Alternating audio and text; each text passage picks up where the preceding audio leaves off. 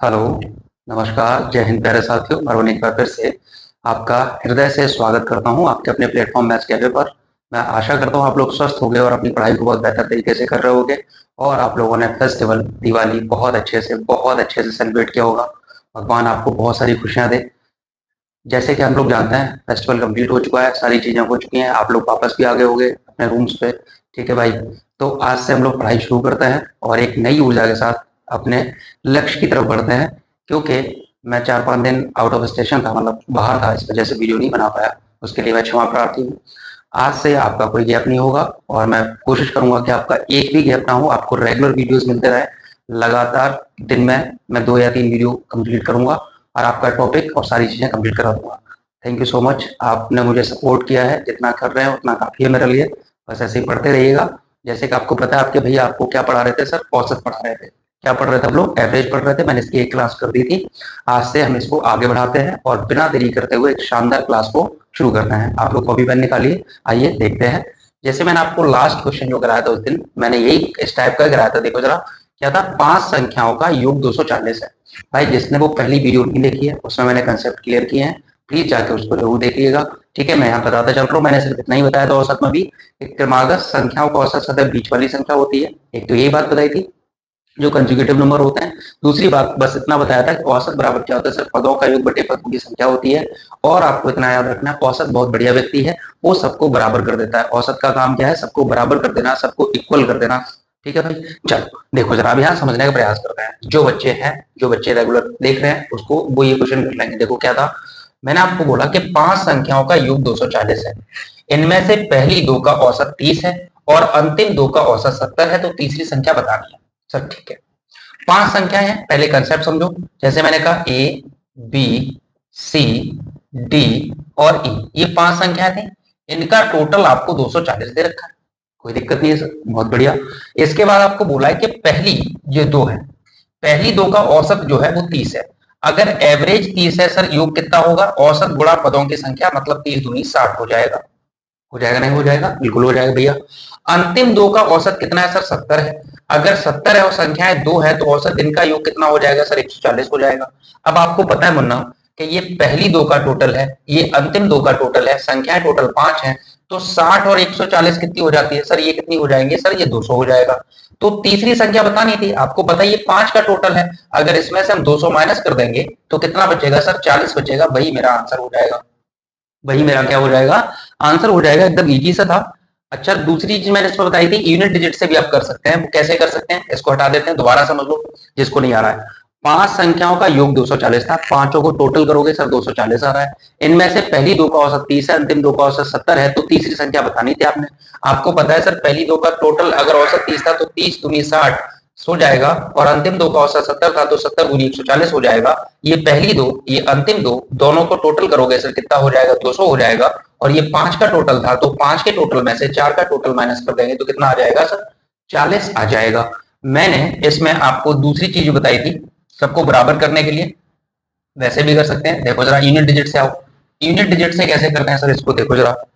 ठीक है, देखो, मुझे पता है कि टोटल बड़ा है। अगर पहली दो का अगर मैं यूनिट डिजिट ना देखूं, यहाँ पे मुझे पता है इसका यूनिट डिजिट, देखो यहाँ पे हम 40 ले लेते हैं। 40 में से माइनस करना है सर, कितना माइनस करना है जरा समझना। दो का जीरो में गुणा करोगे जीरो ही हो जाएगा, प्लस दो का जीरो में गुणा करोगे ये भी जीरो हो जाएगा।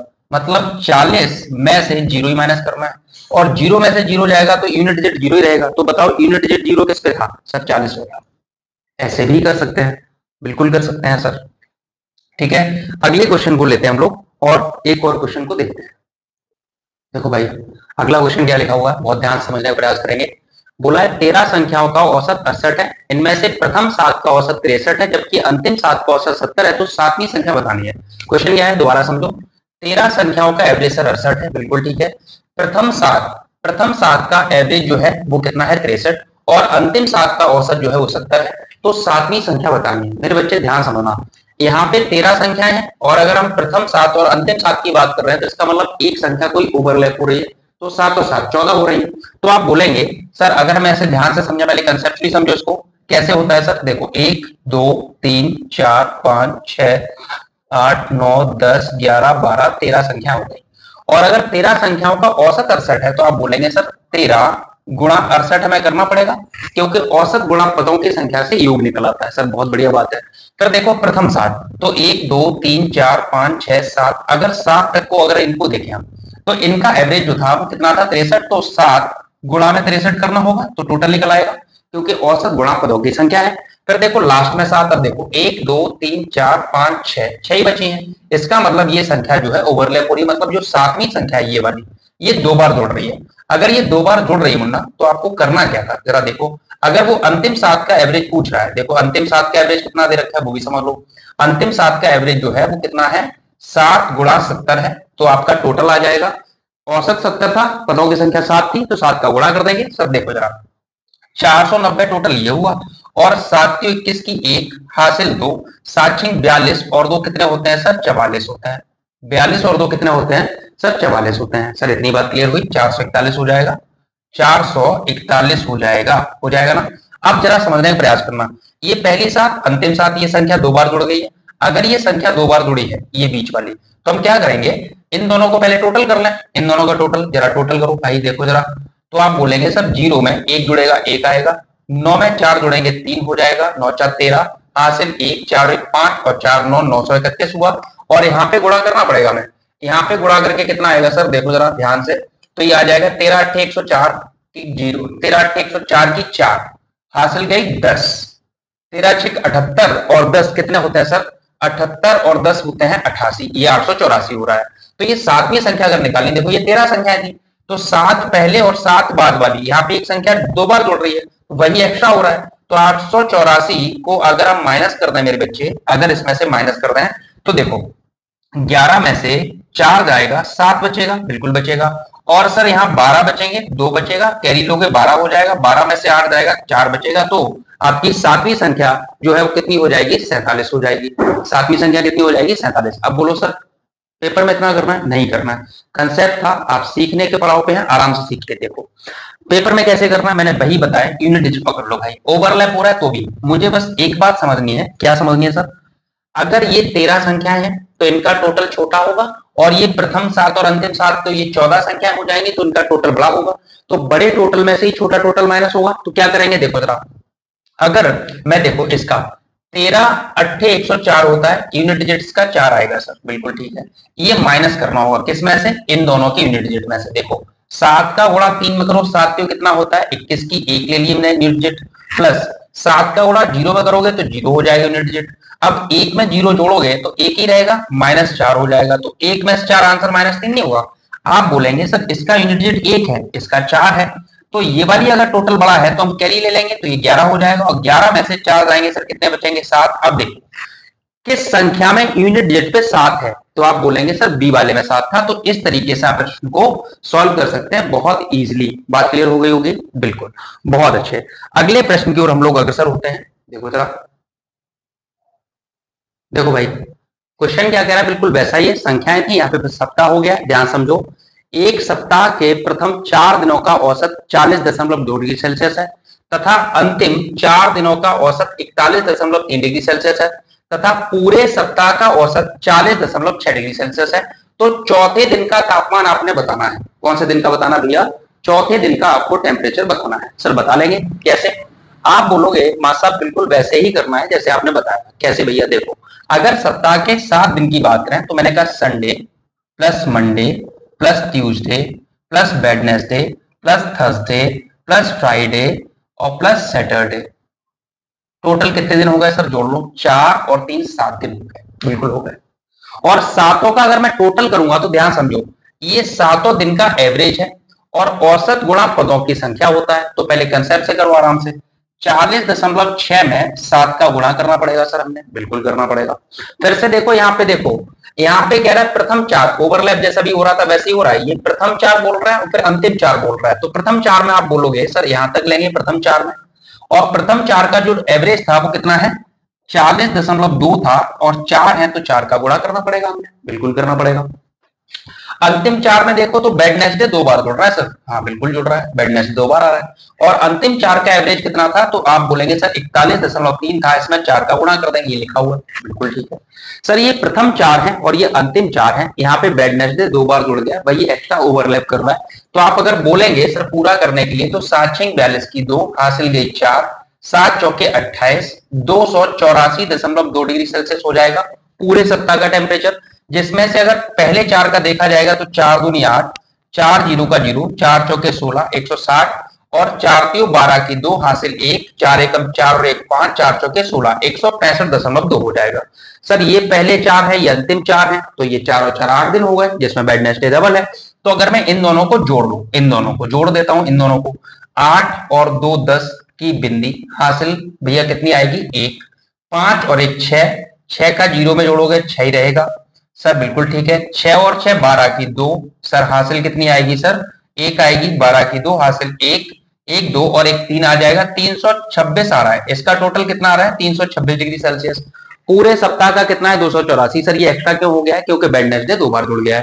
तो आप क्या बोलेंगे सर, अगर मुझे वेडनेसडे का या चौथे दिन का टेम्परेचर चाहिए, तो हम पूरे सप्ताह मतलब ये जो आ रहा है डबल जो ओवरलैप हो रहा है, आप 326 में से 284.2 को माइनस कर देंगे, और माइनस करने के बाद 10 में से 2 जाएगा सर 8 बचेगा, बिल्कुल बचेगा। 5 में से 4 जाएगा 1 बचेगा, और 12 में से 8 जाएंगे तो सर कितने बचेंगे 4 बचेंगे। और ये 41.8 जो है वो वेडनेसडे का टेम्परेचर हो जाएगा, जो 2 बार जुड़ गया था, और ये आपका आंसर सही हो जाएगा। बात क्लियर है, मैंने एकदम बेसिक से आपको समझाने का प्रयास किया है, आप आराम से कर सकते हैं। इसको यूनिट डिजिट से निकालना, देखो आप बोलेंगे सर 4 दूनी 8 हो जाएगा इसका यूनिट डिजिट, इसका 4 त्यों 12 हो जाएगा, तो पॉइंट में है, पॉइंट में जोड़ लो, पॉइंट 8 और 2 0 हो जाएगा। इससे करने की कोशिश करना, यहाँ 7×42 हो जाएगा, इस तरीके से पूरा माइनस करना। देखो कर देते हैं। आपने कहा सर 4 दूनी 8 दशमलव 8 आया, इसका 4 त्यों 12 दशमलव का 2 मिला, 8 और 2 कितने हो गए सर 10 हो गए, मतलब 1.0 हो गया। और इधर अगर आप देखोगे तो इधर हमें कितना मिलेगा सर, इधर देखो इन दोनों का उसका टोटल कितना था 7×42, तो पूरा ले लो 4.2। तो अगर मैं इसमें से 4.2 माइनस करता हूं, ध्यान समझना, 10 में से 2 जाएंगे कितने बचेंगे सर 8 बचेंगे।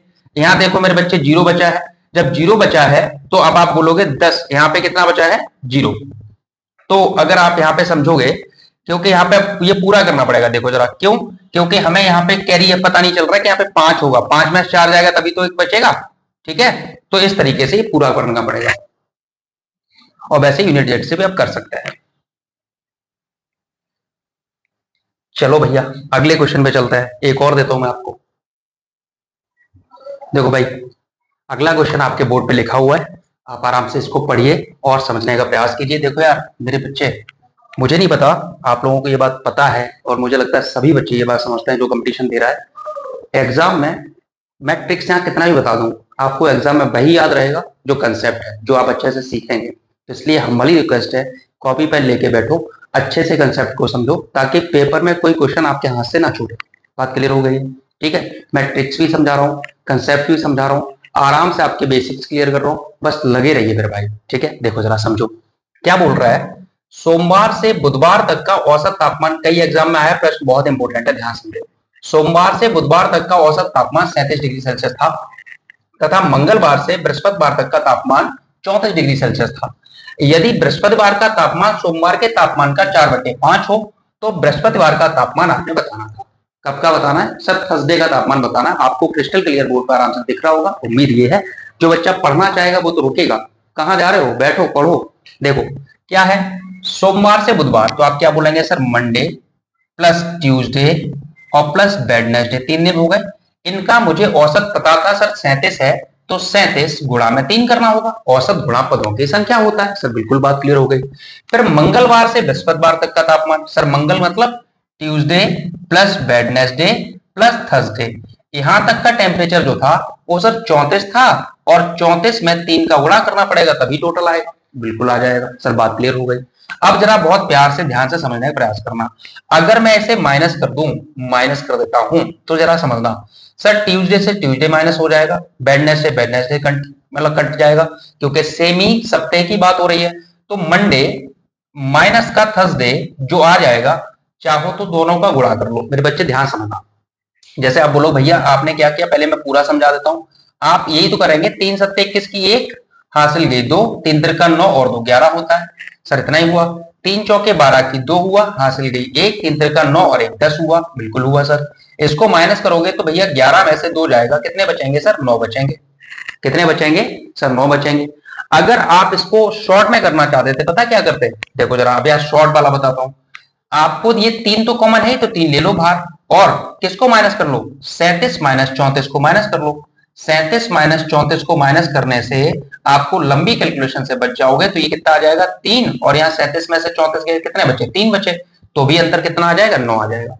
आपको जैसे उचित लगे वैसे कर लो, ठीक है। मैं डायरेक्ट यहां लिखता हूं, आपको समझ आएगा होगा, ठीक है। मैंने क्या बोला कि या तो आप एक काम कर लें कि यहाँ पे 3 कॉमन है तो 3 को बाहर लिख लो, 37 में से 4 जाएगा, 3 बचेगा, 3 3 जा कितना आ जाएगा? 9 आ जाएगा। तो आपका टेम्परेचर मंडे माइनस थर्सडे का जो डिफरेंस है वो कितना आ रहा है सर? 9 आ रहा है। मंडे से थर्सडे का डिफरेंस 9 आ रहा है। और मुझे एक बात और बताई थी, क्या सर? बृहस्पतिवार का जो तापमान है वो सोमवार के तापमान का 4/5 है। मतलब जो थर्सडे का टेम्परेचर है वो मंडे के टेम्परेचर का 4/5 है। सर बात क्लियर है? अगर ऐसी बात है तो सर अगर मैं इसे थर्सडे अपॉन मंडे लिख लूं, दिख रहा है ना यहाँ पे? बिल्कुल दिख रहा है, जरा ध्यान समझो। मैं यहां लिख देता हूं, अगर मैं इसे थर्सडे अपॉन में मंडे कर दूं तो ये आ जाएगा 4/5 आ जाएगा सर, बिल्कुल आ जाएगा। और अगर हम यहाँ देखें तो थर्सडे का टेम्परेचर अगर 4 है तो मंडे का 5 है। यहाँ पे डिफरेंस सर कितने का आ रहा है सर? 1 का आ रहा है। यहाँ पे डिफरेंस जो है, यहाँ पे जो अंतर है वो 1 का है, 1 यूनिट का। और ये जो अंतर है मंडे और थर्सडे का, रियल में कितना है? 9 डिग्री का है। तो 1 बराबर 9 डिग्री है। और अगर 1 बराबर 9 डिग्री है तो मैं थर्सडे का बताना था, तो अगर 1 की वैल्यू 9 के बराबर आ गई तो मैं 4 की वैल्यू बतानी है। तो आप बोलेंगे सर थर्सडे का टेम्परेचर जो आएगा वो 9 मल्टीप्लाई 4, तो आप बोलेंगे 36 डिग्री सेल्सियस हो जाएगा। कितना हो जाएगा? 36 डिग्री सेल्सियस हो जाएगा। किसका? थर्सडे का तापमान, बृहस्पतिवार का तापमान, जो आपसे पूछा था। उम्मीद है आपको अच्छे से समझ आया होगा। एक बार फिर से वीडियो को देख लेंगे तो आपको क्वेश्चन क्लियर हो जाएगा, ठीक है भाई। चलिए अब थोड़े से और कंसेप्ट आपको क्लियर करते हैं। चलो भाई अब आगे शुरू होते हैं, और अपनी कॉपी पेन पे, कॉपी पे पेन से जरा बहुत अच्छे से कुछ पॉइंट जरा लिख लीजिए। क्या? देखो जरा क्या बोला है मैंने। यदि सभी संख्याओं में n की वृद्धि की जाती है, कंसेप्ट है भाई, पता होना चाहिए। अगर ये पता है तो आप सेकंडों में क्वेश्चन का आंसर दे दोगे। देखो क्या है, यदि सभी संख्याओं में n की वृद्धि की जाती है तो औसत में भी n की वृद्धि हो जाएगी। पहला पॉइंट, पहला पॉइंट नोट के रूप में आप लिख लेंगे, 10 रुपए का नोट है, बहुत इंपॉर्टेंट है। क्या है भाई?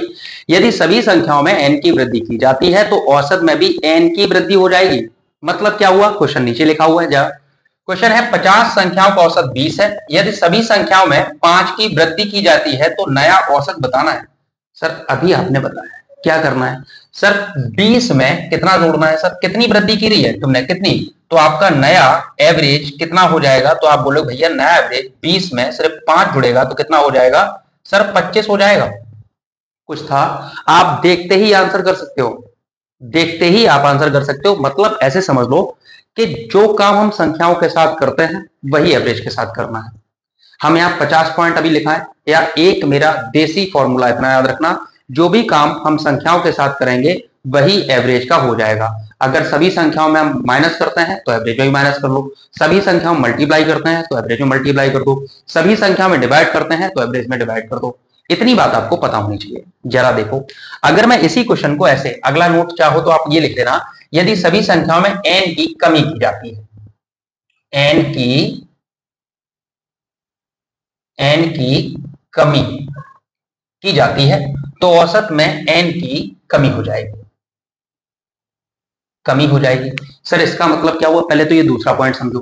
क्या बोला? यदि सभी संख्याओं में n की कमी की जाती है तो औसत में भी n की कमी हो जाएगी। मैंने फिर से पहले बोला, सेम क्वेश्चन, 50 संख्याओं का औसत 20 है। यदि सभी संख्या में 5 की वृद्धि की जगह में कमी लिख दूं, 5 की कमी की जाती है तो नया औसत बताओ। तो आप बोलोगे मास्टर साहब इस बार आपने जो बताया उसके हिसाब से इसका औसत कितना हो जाएगा? 5 माइनस कर देंगे तो कितना हो जाएगा? 15 हो जाएगा। सर बात क्लियर हो गई?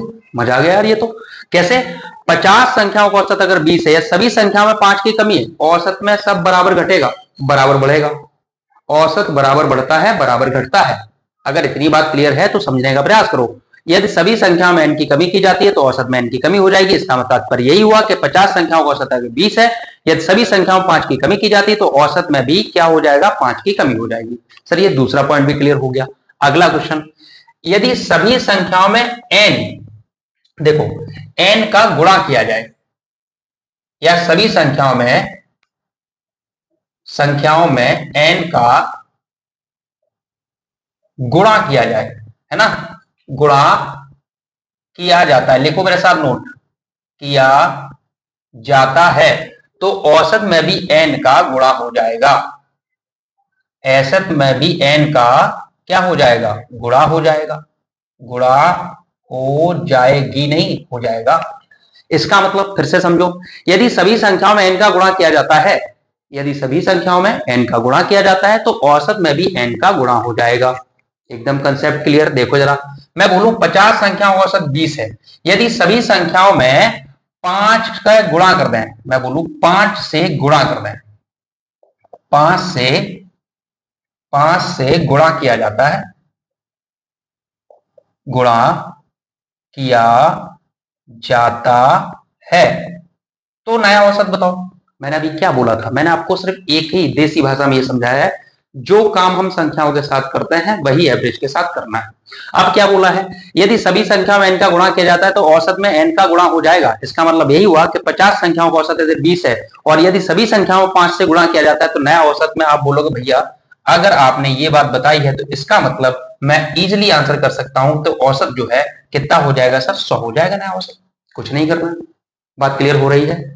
बिल्कुल क्लियर हो रही होगी। सर जो काम हम संख्याओं के साथ करते हैं वही एवरेज के साथ करना है। मैं इसके साथ साथ आपको एक एग्जांपल भी देता चल रहा हूं, आप आराम से समझ सकते हैं, नोट कर सकते हैं और किसी भी किताब को उठा के लगा सकते हैं। अगला प्रश्न देखिए जरा, अगला टाइप समझिए।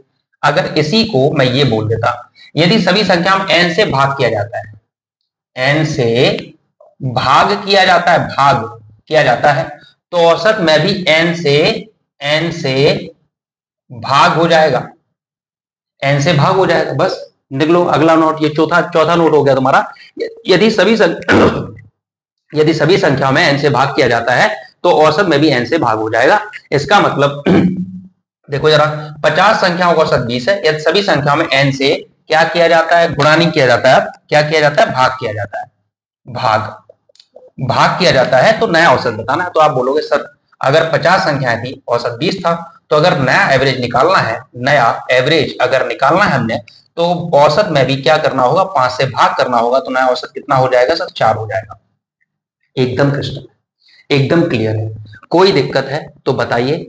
वीडियो पसंद आए तो प्लीज लाइक, सब्सक्राइब और शेयर करना ना भूलें, आपसे विनती है मेरी ये। ठीक है भाई, चलिए तो ये वाली बात आपको समझ आ गई होगी। मैंने अभी तक आपको कुछ चीजें समझाने का प्रयास किया है, वो ये है, औसत बराबर पदों का योग बटा पदों की संख्या होती है।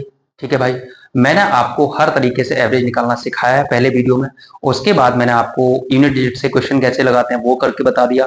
मैंने बताया क्रमागत संख्याओं का औसत सदैव बीच वाली संख्या होती है, ये बताया। फिर मैंने आपको ये 4 कंसेप्ट बताए, ये भी आपको पता होने चाहिए। और अगर इतनी बात क्लियर हो गई है तो अब जरा आगे के कंसेप्ट की तरफ हम लोग आगे बढ़ते हैं, और जब वो क्लियर हो जाएंगे तो आपको बहुत अच्छा लगेगा। जैसे अब मेरे साथ साथ नोट करिए जरा, मैं आपसे अगर बोलूं प्रथम n प्राकृतिक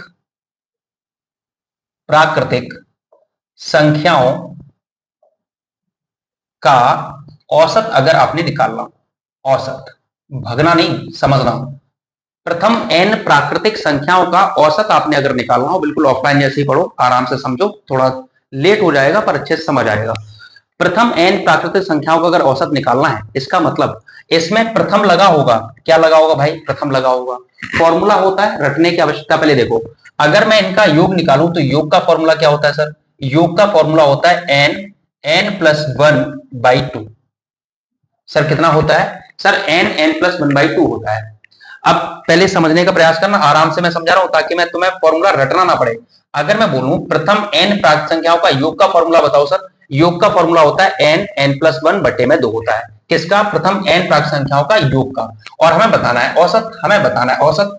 तो औसत के लिए हमें पता है सर, औसत का अगर फॉर्मूला हमें बनाना है तो आप बोलेंगे सर औसत का फॉर्मूला कैसे होता है, पदों का योग बटे पदों की संख्या।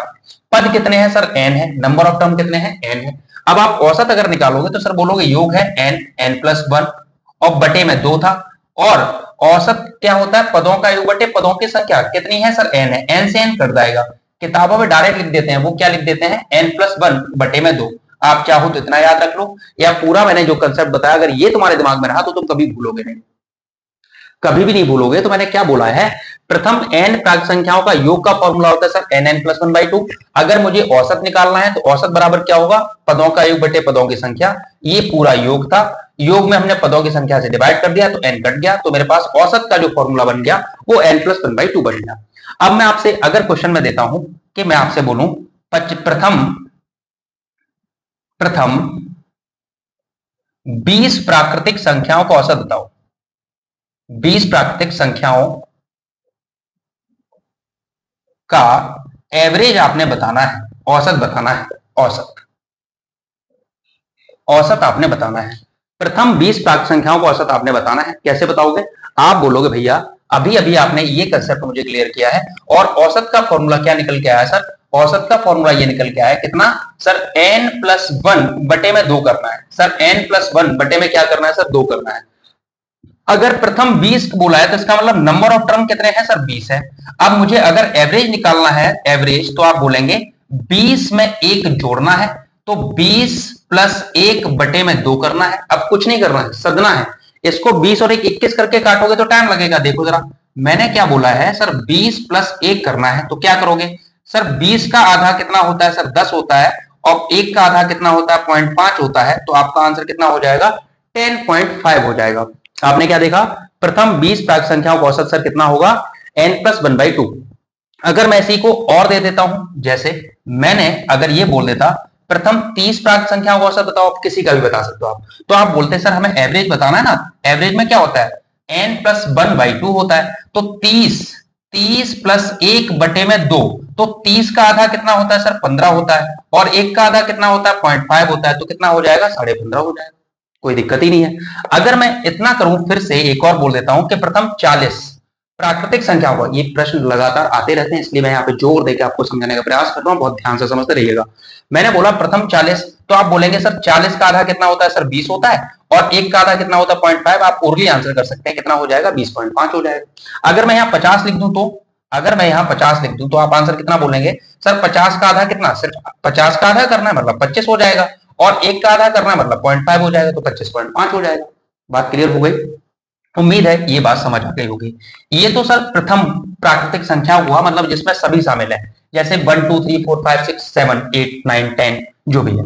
अगर हम यहां तक बात क्लियर अगर आपको हो गई है, तो अब वो बोलेगा प्रथम n सम प्राकृतिक संख्याओं का औसत। प्रथम n सम प्राकृतिक संख्याओं का अगर वो औसत पूछे तो कैसे निकालोगे, देखो जरा, देखो प्रथम n सम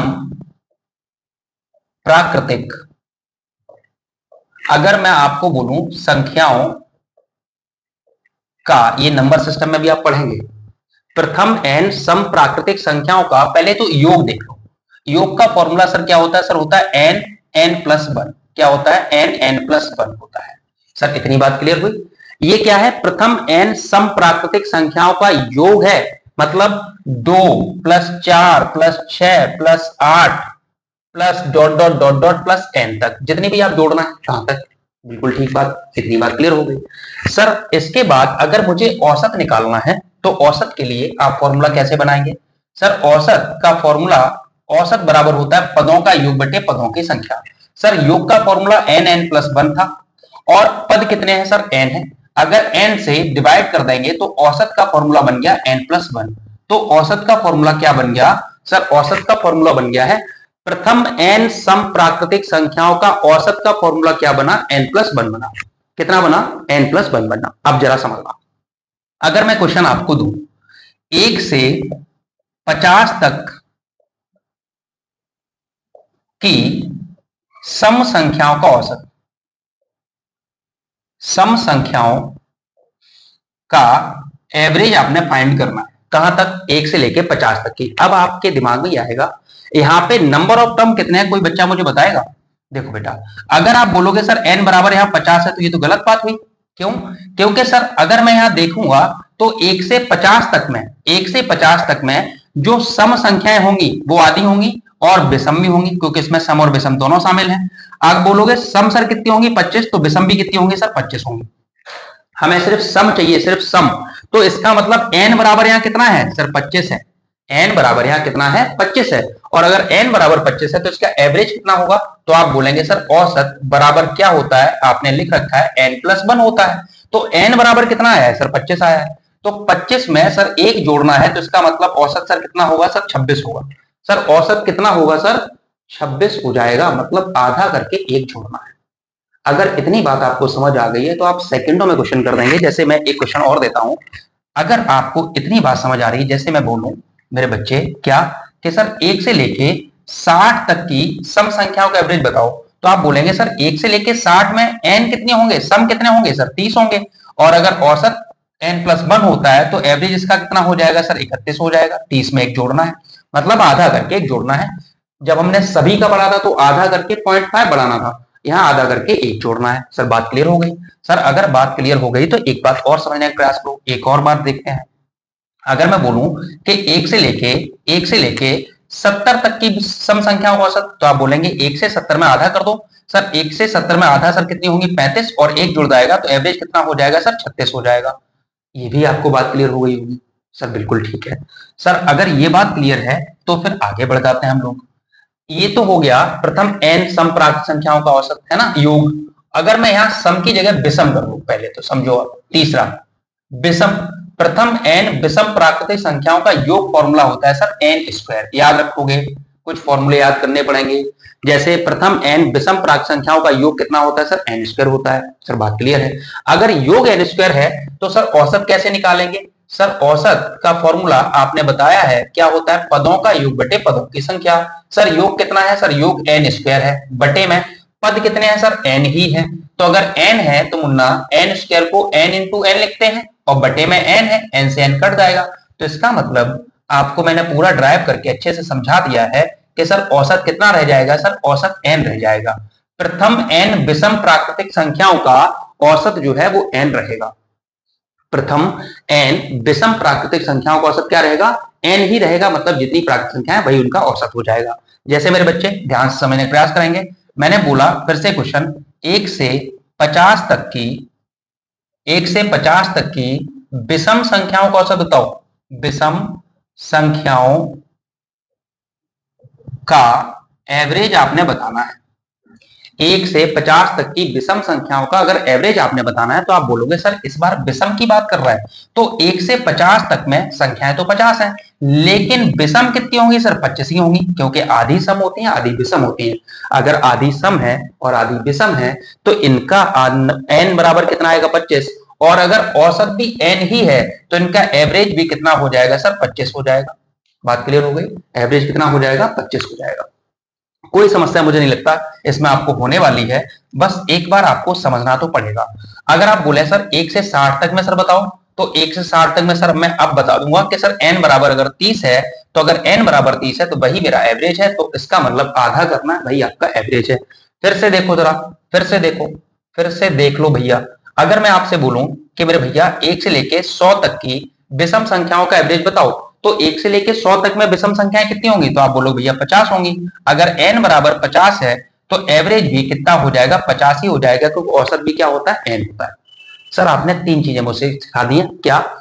सभी प्राकृतिक संख्याओं का औसत भी निकाल सकते हैं, सम का भी निकाल सकते हैं, विषम का भी निकाल सकते हैं। अब वर्ग और घन और बचा हुआ वो भी बता देते हैं। देखो जरा, अगर मैं आपसे ऐसे बोल देता भाई वर्ग वाला भी लिख लो, प्रथम n प्राकृतिक संख्याओं, प्रथम n प्राकृतिक संख्याओं के वर्गों का योग, वर्गों का योग आपने पहले तो याद रखना है। योग का फॉर्मूला मुन्ना होता है n, इधर बनेगा नहीं, इधर लिख देता हूं योग का फॉर्मूला n+1 2n+1 बटे में 6 होता है। सर कितना होता है सर, ये योग का फॉर्मूला है n+1 2n+1 बटे में 6 किसका है? ये मतलब कब लगेगा? जब आप ऐसे लिखेंगे 1 का स्क्वायर प्लस 2 का स्क्वायर प्लस 3 का square plus dot dot dot plus n square तक का अगर मुझे योग निकालना है तब हम ये फॉर्मूला लगाएंगे। सर बात क्लियर है? तो सर औसत में कैसे करेंगे? सर औसत में ये कर देंगे, देखो जरा, औसत में मुझे पता है औसत बराबर क्या होता है? पदों का योग बटे पदों की संख्या। पूरा ड्राइव कर दूं तो ऐसे होगा n+1 2n+1 बटे में 6 रहता है सर, और पदों की संख्या सर कितनी है सर? n है। योग बराबर औसत बराबर योग बटे पदों की संख्या। अब आप बोलेंगे मास्टर साहब इसका मतलब ये n से n कट जाएगा? बिल्कुल कट जाएगा। तो आप बोलेंगे सर औसत कितना हो जाएगा? तो सर औसत इसका हो जाएगा n+1 2n+1 और बटे में 6, मतलब वो n गायब हो जाएगा। मैंने आपको योग भी सिखा दिया, औसत भी सिखा दिया। सर सिखा दिया है, बहुत बढ़िया। अब इसका क्या काम करेंगे? सर इसका क्वेश्चन भी एक करा दो। बिल्कुल करा देते हैं। देखो बच्चे, अगर मैं आपसे बोलूं ये नोट कर लिया है, अगर ये नोट कर लिया होगा तो मैं क्वेश्चन लिखता हूं, जरा इसे हटा देते हैं। देखो मुझे पता है ये n गायब हो जाएगा, तो अब आप बोलेंगे जैसे मैं बोलूं, देखो जरा क्वेश्चन ये है 1 का स्क्वायर प्लस 2 का स्क्वायर प्लस, ऐसे लिख देते हैं, क्वेश्चन पूरा लिख देते हैं। प्रथम 10 प्राकृतिक संख्याओं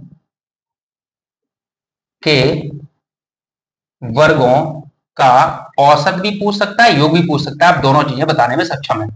ठीक है, आप बोलेंगे प्रथम 10 प्राकृतिक संख्याओं के वर्गों का औसत आपने बताना है भैया। अगर औसत बताना है तो आप बोलेंगे सर n बराबर सर कितना है? 10 है। अगर n बराबर 10 है तो औसत बराबर क्या होगा? सर औसत में मुझे पता है ये n गायब हो जाता है, तो ये हो जाएगा 10 और 1 11। एवरेज का फॉर्मूला पूरा लिख देता हूं मैं तुम्हारे लिए। देखो बेटा, एवरेज यही तो था सर, n+1 था, फिर 2n+1 था और बटे में 6 था। सर बात क्लियर है? सर इसे सॉल्व कर देते हैं, बिल्कुल कर देते हैं। देखो n बराबर 10 है तो 10 और 1 कितना हुआ? 11 हुआ, गुणा 10 दूनी 20 और 1 कितना हुआ? 21 हुआ सर, और बटे में कितना हुआ सर? 6 होगा। बहुत बढ़िया सर, मजा आ गया। अब आप क्या करेंगे सर? 3 से कटेगा, 3 7 21, 3 दूनी 6, बिल्कुल कट जाएगा। 11 7 सर कितना होता है? 77 होता है, और बटे में कितना होता है सर? 2 होता है। कैलकुलेशन में कहीं मिस्टेक हो जाती है तो उसको अदरवाइज मत लिया करो प्लीज, है ना, कभी कभी हो जाता है, पता नहीं चलता है। देखो जरा, 2 से काटो, 2 3 6 बचा 1, 17 हो गया, 2 8 16 बचा 1, 2 5 10, तो कितना हो जाएगा? 38.5 इसका एवरेज हो जाएगा। यहां तक आपको बात क्लियर हो गई होगी, उम्मीद करता हूं बहुत अच्छे से समझ आया होगा। इसके बाद लास्ट कंसेप्ट, अब घनों वाला भी कर लो, अगर इतना किया है तो घनों वाला भी समझ लो। देखो जरा, अगर वो आपसे बोले प्रथम n प्राक संख्याओं के घनों का योग, घन मतलब क्यूब, घन मतलब क्यूब का योग का फॉर्मूला सर जो होता है वो ये होता है n+1 बटे में 2 और पूरे का होल स्क्वायर। n+1 बटे में 2 और पूरे का होल स्क्वायर होता है। सर बात क्लियर हो गई है? अगर ये बात क्लियर हो गई है तो अब आप क्या कर सकते थे सर? ध्यान समझना, बहुत ध्यान से। आप क्या कर सकते हैं सर? औसत अगर मुझे इसका निकालना है, औसत निकालना है, औसत बराबर, औसत में क्या होगा? पदों का योग बटे पदों की संख्या। तो आप ऐसे लिख सकते हैं सर n+1 बटे में, पूरा सॉल्व कर दो इसको, देखो ऐसे कर लो इसको तब समझ में आएगा। n स्क्वायर हो जाएगा ये, इंटू n+1 का होल स्क्वायर हो जाएगा, और बटे में 2 का स्क्वायर 4 हो जाएगा, बटे में n। औसत का अगर निकालना, इतनी बात समझ में आई है कि नहीं आई? आ गई होगी भाई, मैंने इसको खोल दिया। देखो इसको खोलेंगे तो ये हो जाएगा n स्क्वायर, बिल्कुल हो जाएगा। ये n+1 का स्क्वायर हो जाएगा, बिल्कुल हो जाएगा, और ये 2 का स्क्वायर कितना हो जाएगा? 4 हो जाएगा। औसत निकालना था तो पदों का योग बटे पदों की संख्या कितनी है? n से डिवाइड कर दिया, n से ये n कट जाएगा, तो औसत का फॉर्मूला मेरे पास क्या बन गया? तो आप बोलेंगे भैया औसत का फॉर्मूला बना n+1 का होल स्क्वायर और बटे में 4।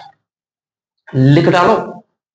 इतना बढ़िया तरीके से नहीं समझाते लोग, प्लीज इसको अच्छे से समझो। और अगर इतनी बात क्लियर हो गई है तो फिर से एक क्वेश्चन मैंने यही ले लिया कि प्रथम 10 प्राकृतिक